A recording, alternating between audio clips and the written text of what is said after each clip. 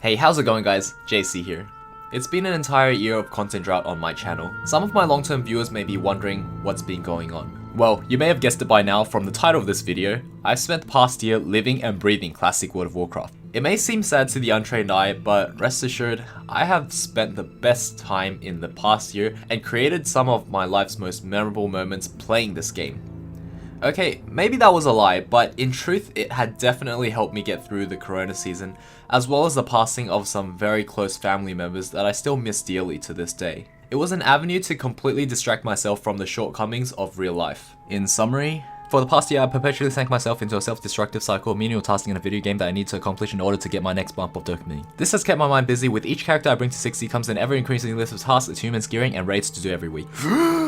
Okay, video's over, thanks for watching. Anyways, in my last WoW update video, I played the game for just 1 week and showed what I was able to accomplish in a short amount of time. You can check that video out on the top right annotation of this video here. What you'll be watching now is my personal diary of the past year. Warning. Due to the nature of unplanned video of this scale, a lot of screenshots, details, and video footage will be missing of bad quality. Viewer discretion is advised, batteries not included. Although, as I say this, I'm sorting through around 300 screenshots and 100 videos. So, where to begin? Back in phase 1, shortly after my warrior reached level 60, I was spamming Upper Blackrock Spire for some really nice warrior loot such as the Dalren swords, Valor shoulders and chests, along with True Strike shoulders and Painweaver band off the final boss.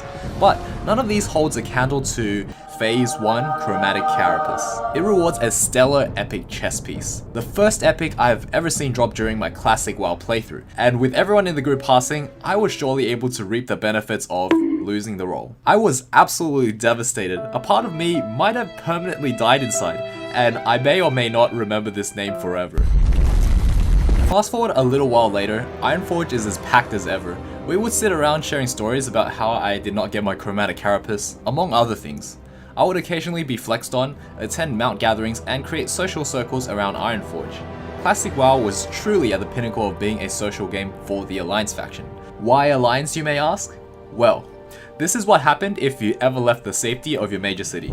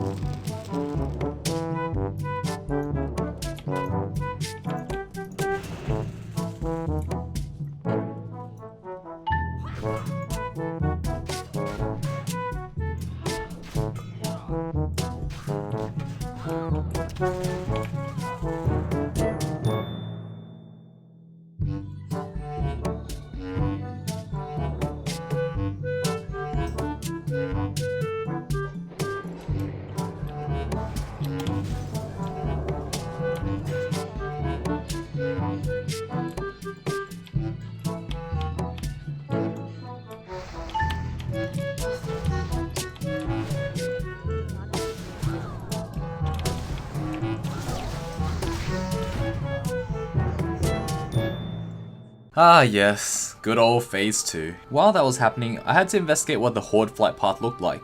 Jumping onto the Horde side, it was a stark contrast, complete serenity as AFK Horde players piled up on their wide open and vulnerable Flightmaster. I even met a friendly Horde Warlock during my travels who had a special add-on that allowed him to add my Battle.net ID and chat with me. It was the first time I ever spoke to a Horde player in Classic WoW, and to this day I still don't know the add-on that is capable of doing this. Couple months later, I started leveling my engineering, and it was at this time Battlegrounds, specifically AV, came out. Due to the faction imbalance, Alliance would flock to pre-mates because we got instant queues while the Horde continued to slaughter people in the open world waiting for the hour-long Battleground queues. It got to the point where if you weren't in a pre-mate, you could be facing a 1 vs 40. This happened because Alliance premates coordinated their raid using the AVQ add-on, where they decide whether or not to enter based on how many of their members got the same battleground number. If the premade leader wasn't satisfied, the entire raid would drop the queue, leaving you with a situation like this.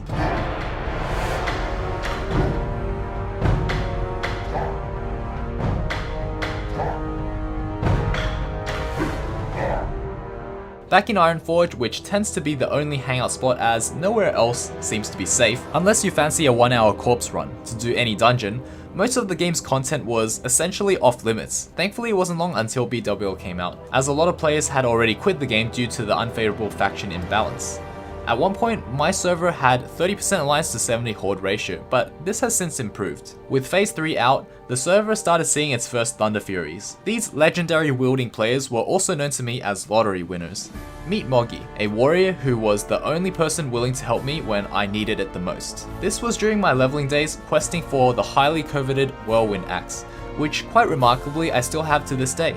So I thought it was quite fitting that I repaid the favor by assisting him with his Thunder Fury quest, helping supply some of the materials and being there for the Thunder Run kill. Around this time we began seeing our first Grand Marshals appear. I had a total of 1 duel against a raid spec Grand Marshal using my scuffed molten core gear and won by a hair. Soon after, I received my first binding half of Baron Geddon. It was during this time my guild had drama over our GM's corrupt practices. Meet Rhapsody, GM of Accidents Happen, a compulsive, manipulative liar, aka the sociopath. I'm going to crush you and throw you into the wind!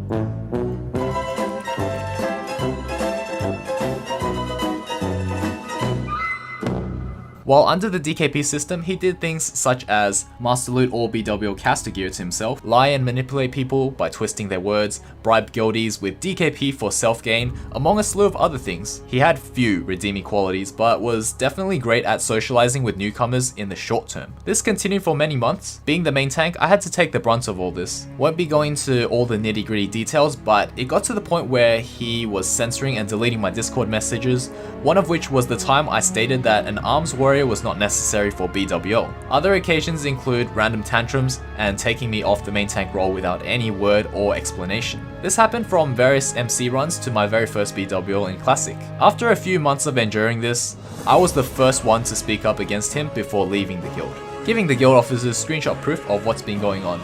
Before long, members of the guild started speaking up about their own encounters with Rhapsody, much like the #MeToo movement. The guild reformed shortly after with the swift removal of Rhapsody, the corrupt GM, who would later transfer servers due to having such a bad reputation. 11th of April, 2020. I started leveling my Paladin ult and made some lightning fast progress with the help of Mage Dungeon boosting. 8 days later, I was raiding ZG and Molten Core at level 57. During my adventures, I encountered a bug that caused the escort NPC to die over and over and over again. It was quite frustrating because this wasn't meant to happen, and each reset meant a half-hour trek across the map to grab that scarlet costume again. I eventually completed it by tanking the mobs myself, something that I didn't have to do previously on my warrior. Before reaching 60, my Paladin had almost a full set of epic gear that I could not wear. The experience was quite surreal, just how fast and effortless an ult can be leveled compared to a main. Before long, I was healing BWL with my previously reformed guild, but more importantly, I now had a personal heal bot for my warrior. You might be wondering if it was a bit excessive to pay for 2 accounts. Well, to offset the costs, I did link both accounts up via Recruit a Friend, so I was able to earn a bunch of free game time to sweeten the deal. At this time, I was obsessed with this dungeon called Daimor, and the east side provided a ton of rich thorium veins, meaning a stable source of arcane crystals.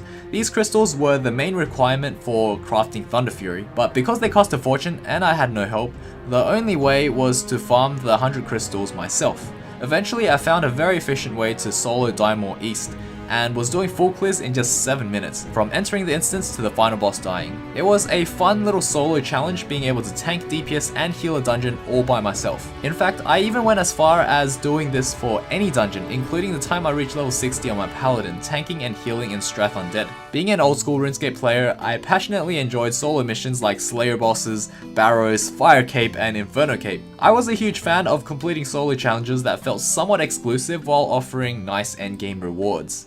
which in my case were the arcane crystals. Regrettably, classic WoW does lack in this solo challenge department, but I was able to bring this dream to life by duo boxing. My greatest accomplishment had to be the time I soloed my way through all of Strath Live. Although the final boss, Balnazar, did give me pause because it was impossible to duo box due to his constant fear and mind control mechanic. I even completed most of my Paladin's Mount quest alone, defeating the other wings of Diamore. I would soon find my first Black Lotus, back when they were 200 gold each, until botting became a problem. So there was this one occasion where I attended one of the very few Alliance Azurghost kills.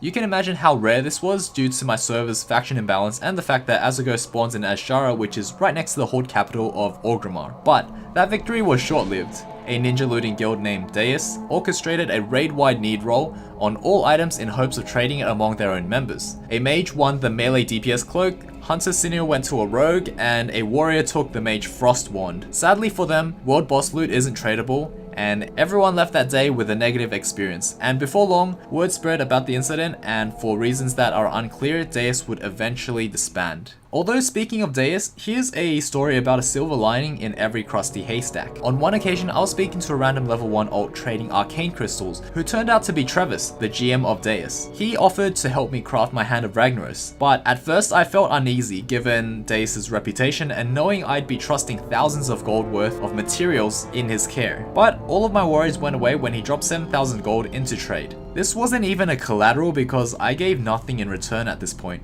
This really flipped the dynamic of the situation, putting the ball back in my court, so to speak. I was faced with the worst case being I walked away with 7,000 gold, which was worth more than the materials in question, and best case, I got my hammer crafted and returned his gold. Obviously. So, with the decision made, we went down into Blackrock Depths and visited the special anvil where this legendary mace was born. Moral of the story is, even bad guilds can still have great people among them. Having spoken to many other players, the message was clear. Travis is the Keanu Reeves of Classic, genuinely kind and helpful to everyone, which was quite a pleasant surprise for me. Also, here's a screenshot of my Paladin at the time of making this video. Never respect, not even once.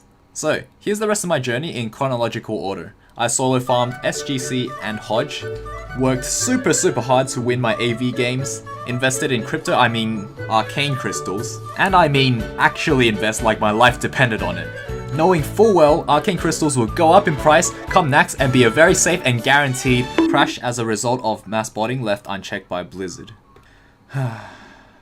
To give you guys an idea of just how bad botting is, not only can you find them everywhere in the open world, but here's a clip of us summoning random low-level mages to the Karazhan Crypts. Person. Smarter, yeah.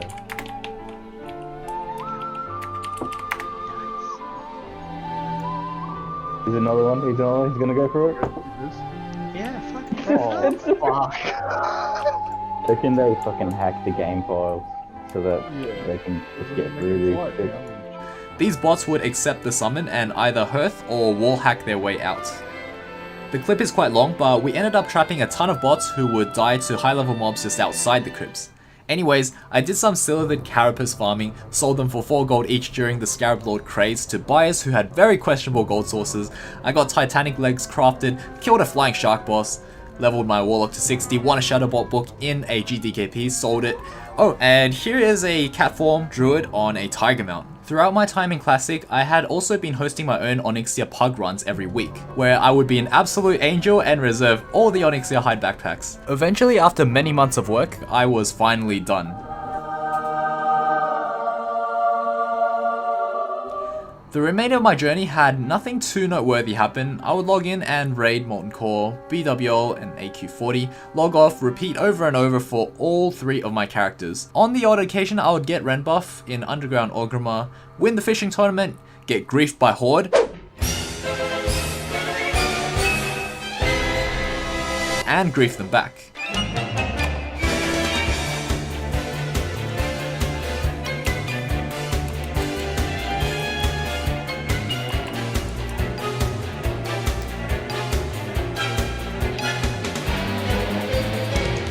But at this point, after running and or hosting MC without missing a single week for over a year, there was one noteworthy moment. To be honest, it was quite a momentous moment which happened during a raid in Molten Core, when we were headed towards Gar. And for the sake of bindings, this will be the very final MC run that I'll be hosting. So all the tanks are ready. Everyone will be on guard, including all the other tanks. I'll go in first. Let's do a pull timer. And best of luck. Yeah, may the binding gods be with you, JC. Dawn Evil will be marking the little rocks after guard dies, so any tanks has assist and they can simply mark once they pick it up.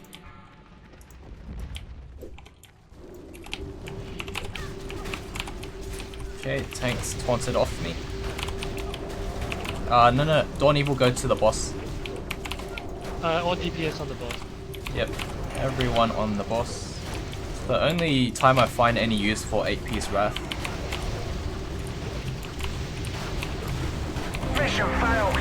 We'll get them next time. Oh well. So after not achieving my goal of getting Thunder Fury, I had lost all ambition for this game. This was further fueled due to my real life falling apart as well. For some time, I would mindlessly attend GDKPs. I enjoyed these so much, I even moved my ults into GDKP guilds, with my paladin leaving after my former guild changed to a loot council system, which I was not a fan of. Before long, I had pulled an obscene amount of gold and, to be honest, spent the vast majority on random gear within said GDKP raids. Getting rich was fun at first, but even that got dull quite quickly. So after quitting the game and giving away thousands of gold, I still had quite a bit left over. Occasionally, I would host smaller raids like ZG and AQ20 with its variety of frequent spaghetti codes. But looking back, I genuinely had fun playing Classic WoW. I was also proud to be the special one in a circle of lottery winners. Most of them had known me since Phase 1. Being one of the very few remaining OG tanks without a Thunder Fury. Reflecting on it all, I was never much of a social person, nor was I good at keeping long-term friendships, whether it was offline or online. I guess everyone I have known from this game will fade away with time. It's just one of my personal shortcomings, which speaks volumes about myself rather than anyone I've interacted with. I now have 3 characters that are all geared to the teeth, plenty of gold, and a feeling of emptiness inside. And with that said, this is where my Classic WoW journey ends. I now leave you guys with a very spicy duel I had against the best rogue on this server. This was a duel where we both went all out with everything we got. Enjoy.